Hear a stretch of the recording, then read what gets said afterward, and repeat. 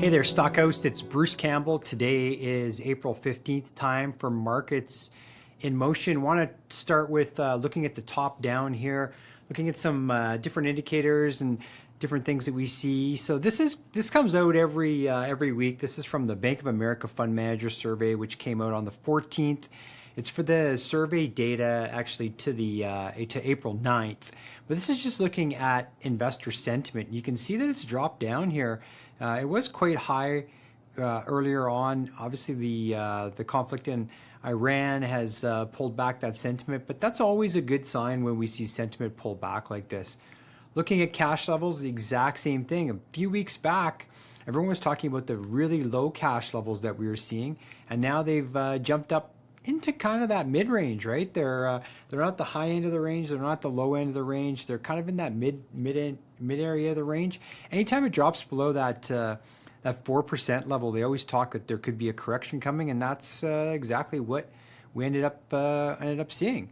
And then just looking at what these fund managers that are being surveyed think, and they're looking at oil, and they think that oil is going to be now in kind of this 80 to 90 band, whereas if you go back to the end of March, it was it was kind of sitting in that 70 to 80 band, and so it's certainly jumped up here a little bit.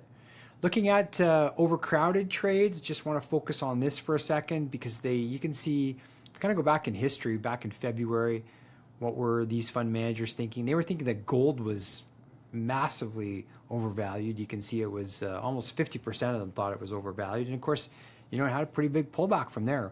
Well, what's there now? Well, oil and semiconductors are both sitting in the same situation, and the fund managers that are surveyed think that they're the most overcrowded trade. So obviously, an area to be cautious of. Now, I just wanted to focus on where we're seeing rotation happen right now. This is looking at a few different areas. So Bitcoin.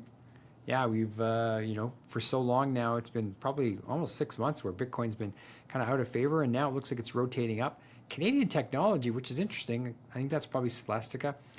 NY Fang, that's really the Mag 7, so that's interesting as well. U.S. growth, so this is U.S. growth stocks. They're starting to accelerate again. And then financial services in Canada, we're in the weakening quadrant, and now they're turning back up into leading. And then the TSX Venture, this is also interesting. It was, it was a leader for so strong over the last year. Started to weaken here a little bit with the price of some of the commodities, especially metals. And now it looks like it's starting to rotate again. So another area to keep our eye on for sure.